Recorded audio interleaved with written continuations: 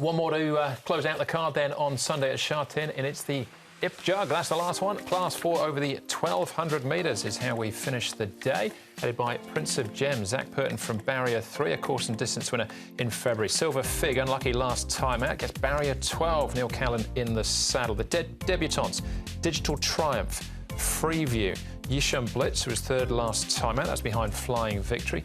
8 Trigrams was run up behind Flying Victory as well last time out, and down to Young Empire, eligible for a lower grade, but goes around with a lightweight here with £3 off as well from Alvin Ung. The Creative, Freeview and Call Him a Shot, so the horses that have been up at Chung Fa in the last month. The speed map for the last, Brett.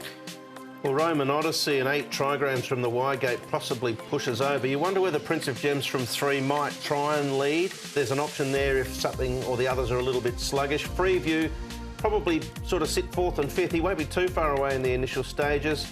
Focus more midfield. And the other ones, Digital Triumph, probably more likely to be midfield or worse. So that's the speed you would expect. This horse is going nicely. Prince of Gems only had the 3 starts. Good second last time behind Flying Lover, and should get a nice run in transit. So he'll put himself in the race, no doubt about that. And his track work suggests that. Silver Fig closest to us. He goes nicely here in the mornings as well. Just bad draw once again here. Barrier 12 for him. And Neil Callan aboard. Yeah, very unlucky last time out, Silver Fig, and it's probably a good place to start as well. So a good gate he had, or a low gate he had on this occasion, Barrier 4. The Creator, they shouldn't ignore him either, but so they're going to have to work things out from Barrier 12 this time. Yeah, that's right. We know Silver Fig's a talented galloper. He had that one start, obviously, back in February of 2018 and won it, and then he's had a long layoff with some issues to overcome. He came back well with a good second and then a nice third. He's probably talented enough to maybe sort of get things done even here with the weight and the wide barrier, but it will be tougher. Yeah, definitely. And he's a horse that has found trouble in his last couple of starts, so probably deserves the win. I've got one to beat him, though. OK, that's Silver Fig and the Creative. 8 Trigrams, and Yichun Blitz we'll have a look at now. This is only 8 Trigrams. Third start on this occasion. He's improved with each one. Yeah, and he rolled forward and ran a cheeky race up on the speed behind Flying Victory. And I like Yishun Blitz the way he's going. He's getting close to a win too, and has a more favourable gate on this occasion. Yeah, again, there was a wet track on this, so it'll be interesting to see how that form does come out of this race. But both horses ran really well, and Yishun Blitz in particular has been running well on a firm track. Correct, yeah. And I think the firmer track will probably be better for him. All right, still both of them lightly raced and still improving. Prince of Gems, well, he's already greeted the judge on one occasion, Prince of Gems. It was on debut, off the all-weather last time out. We're at the trials here. Yeah, again on the all-weather once again for Prince of Gems. So you can see him there running second on the all-weather. He's come back out on that surface and won once again. But he has won on the turf, so there is that win there for him as well. £133 he's got to carry. Supreme Plus put in an unacceptable performance last start. He got crowded out of the gates, was beaten 17 after a reasonably good debut, so he's had to go back to the trials as well, as you can see. Focus gets a start with the scratching of Monkey Jewelry. 3-year-old by Purring Canto. 3 trials coming in. Yeah, this is the one I quite like. He's had 3 really good gallops after this as well, with some of Ricky Yu's really good horses. So Derek's aboard him. He's £1,091. He trialled in New Zealand and ran a really nice second before he got here.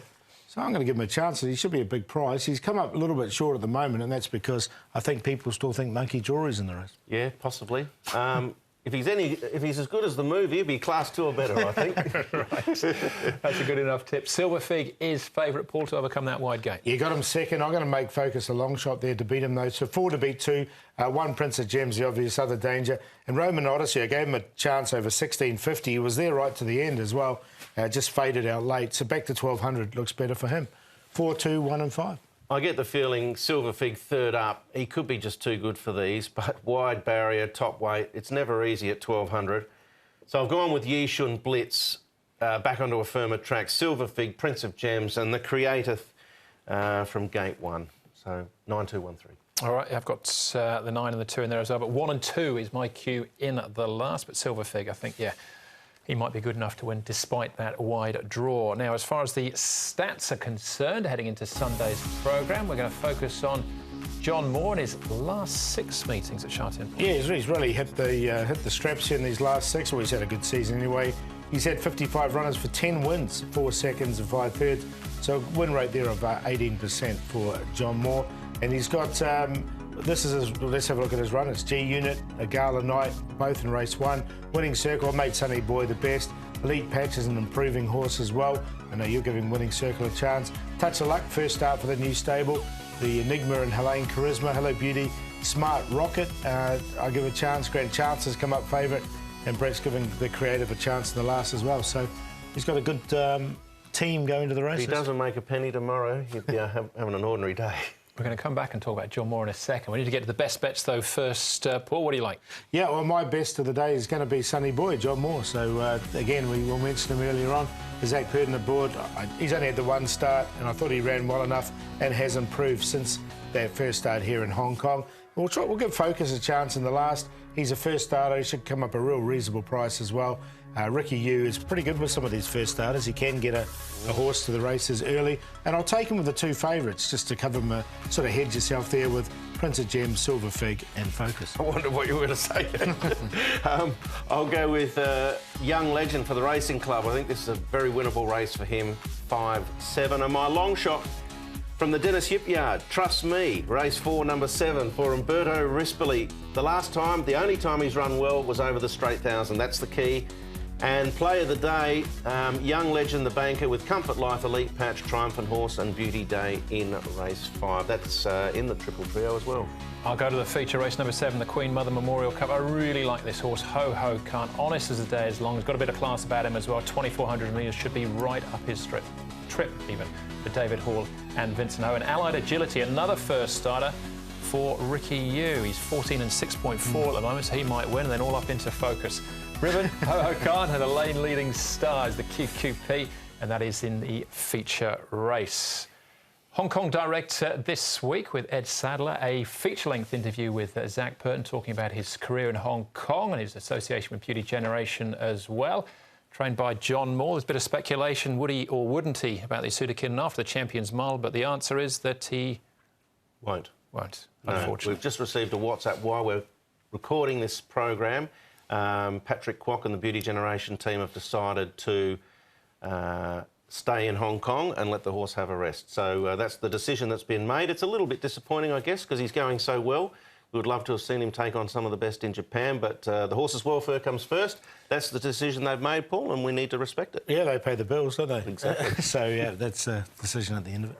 They've got Viva Pitaka's record in the bag. The next one they mentioned, John Moore did me on today, was Silent Witness 17. If they follow the same path last year, he'll equal it, if he wins all those races, in the Champions Mile. Yeah. It's a long way to go. It's a long way to go. It's a long way down that home straight. Yep. But he's got the capabilities of doing it. Let's wish him a good rest and reflect on what a marvellous season he's had. Certainly. All right. Well, that's the show. Big weekend coming up. Thanks for watching. On behalf of Paul, Brett and the rest of the team, hopefully see you at Sha Tin on Sunday. We will be racing to win. Good night. Good night.